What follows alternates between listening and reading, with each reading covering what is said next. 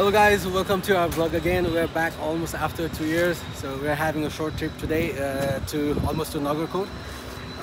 लगभग हाम्रो सुन्नमा आएको चाहिँ 1 घण्टा राइड छ अरे। अब हामी चाहिँ अहिले ब्रह्मखेलबाट सुरु गर्छौँ हाम्रो यात्रा चाहिँ। अब हामीलाई पनि थाहा छैन, हाम्रो फर्स्ट टाइम हो, त्यही भएर हामी चाहिँ यहाँ बाटोमा के हुन्छ हामी चाहिँ सर्ट हाम्रो के भन्छ मोमेन्टहरू चाहिँ सेयर गर्दै हजुरहरूसँग अगाडि बढ्नेछौँ। हामीलाई साथ दिनु होला।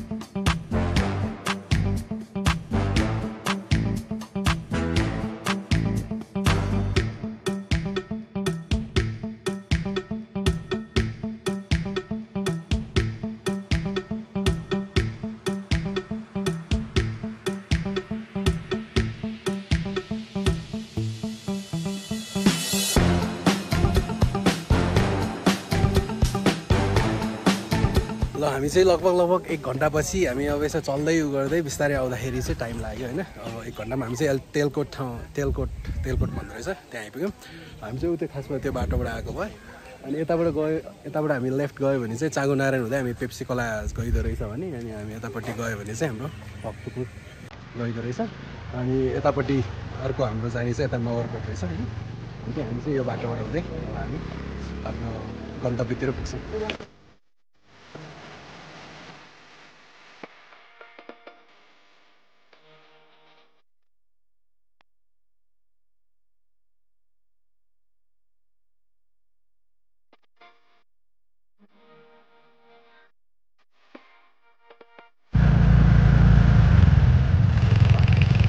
हामी चाहिँ अब यहाँ नगरकोट कम्युनिटी भन्ने होमस्टे भन्ने मार्गबाट चाहिँ तल जानुपर्ने रहेछ त्यो आफ्नो झर्नको लागि चाहिँ। यहाँ देखेको हुन्छ बिस्तारै आउनु होला। अनि रोड चाहिँ अफ रोड टाइपकै छ, अलिक ओह्रालो छ।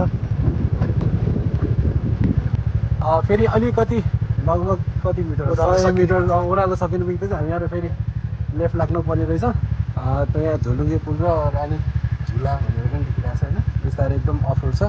अनि स्याल गरेर आउनु होला हजुर आउँदा। फाइनली हामी 1 घण्टापछि चाहिँ हामी यो ठ्याक्कै हाम्रो प्रवेशद्वारमा आएको छौँ है। केटाहरूसँग हामी जान्छौँ भित्र। जाउँ साथीहरू।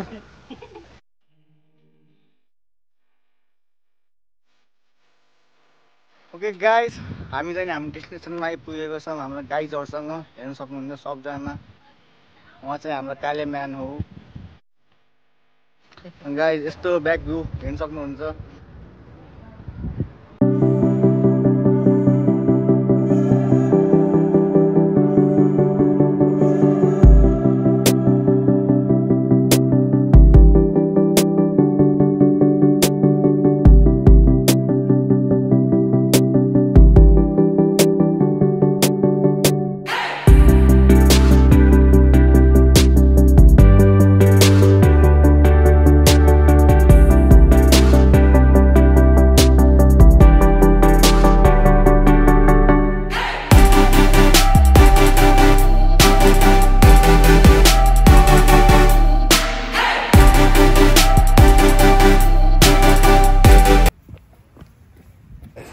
ल हामी त्यो पुल पुगेको बाटोबाट चाहिँ हल्का लेफ्ट लिएर चाहिँ ओह्रालो बाटो आयौँ होइन। त्यहाँ खोला छ अरे भनेर। अब यहाँ चाहिँ अप्ठ्यारो छ बाटो पनि, क्यामेरा पनि बाटो अप्ठ्यारो।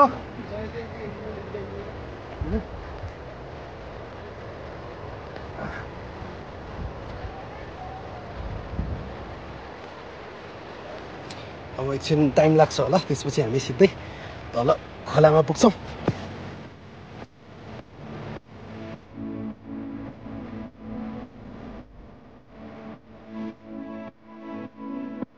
एकछिनको तल ओह्रालो वाकपछि चाहिँ हामीले खोलाको साउन्ड चाहिँ सुनिसक्यौँ होइन। आनन्द छ सुन्दा। अनि असिन भइरहेछ गर्मी छ तर घाम लागेको छैन त्यही पनि अलि हप्पै छ भनौँ मलाई चाहिँ त्यस्तो फिल भएको छ अब केटाहरूलाई कस्तो भएको छ अब हामी एकछिन यहाँबाट एकछिन केटाहरू ल हाम्रो भान्जा भाइ हाम्रो साथी अर्को भाइ अनि अर्को भाइ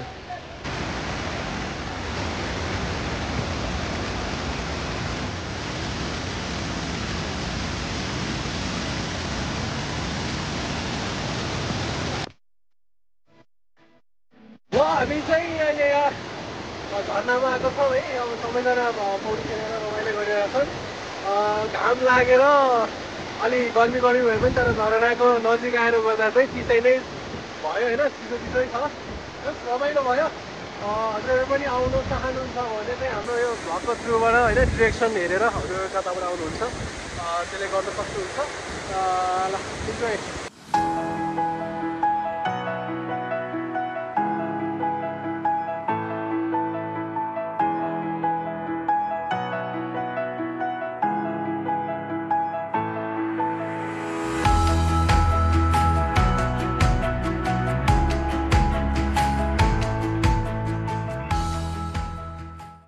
पानी पनि पर्यो है नुहाएर पनि सक्यो अब हामी त्यहाँ माथिसम्म पुग्नुपर्छ होइन पुरै उक्लेर होइन अब केटाहरू लेट्स गो होइन अनि खाजा पनि खानुपर्छ पेटमा मुसा कुदिसक्यो पानी पनि परेर अब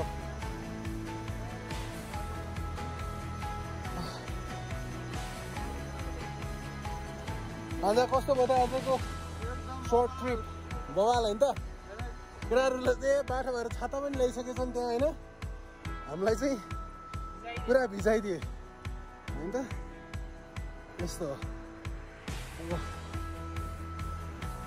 सासा पनि पुरै आयो यार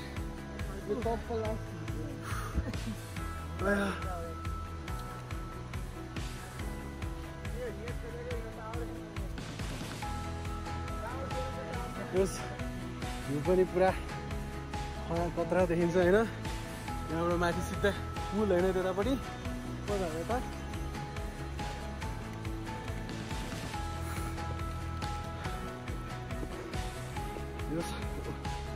उकालो चाहिँ मजा छ हामी सिधै उक्लेर माथिसम्म पुग्नुपर्छ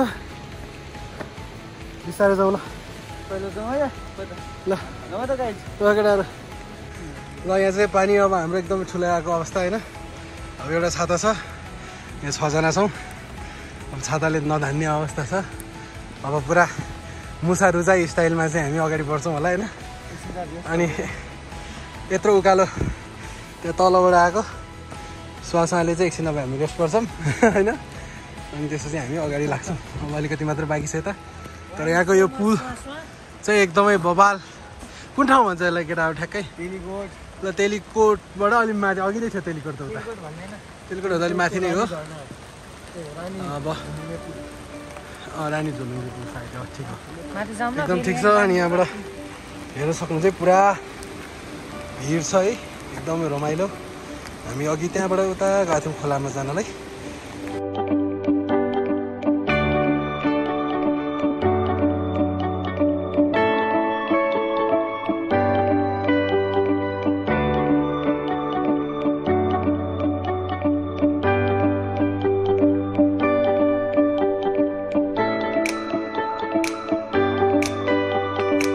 पानी झुलामा चाहिँ दिदीले पानीपुरी चटपटे खुवाउनु भयो है एकदमै मिठो लाग्यो मलाई चाहिँ केटाहरूलाई कस्तो लाग्यो एकदम मिठो मिठो लागेको छ सबलाई मिठो लाग्यो नि त दिदीलाई धेरै धेरै धन्यवाद भिडियो लिन्छु है दिदी थोरै ल अरू पनि कोही साथीहरू कोही हाम्रो भिडियो हेरेर आउनुहुन्छ भने के भन्छ दिदीकोमा यहाँ बसेर चाहिँ पानीपुरी चटपटे खानु होला भन्दै होइन अब कति भयो दिदीलाई हिसाब पनि गरौँ अनि अनि दिदीले चाहिँ भन्नुभयो कि हामी यहाँ रानी झुला भनेर मात्र हामीलाई थाहा थियो त्यही भएर यहाँ हामी आएको थियौँ तर दिदीले भने चाहिँ त्योभन्दा कति 25 यहाँ 20-25 मिनट हिँड्यो भने चाहिँ अर्को टुडी झरना भन्ने यहाँभन्दा अझ पनि राम्रो छ भन्ने चाहिँ दिदीले भन्नुभयो नेक्स्ट टाइम चाहिँ हामी फेरि त्यहाँ आउने ट्राई गर्छौँ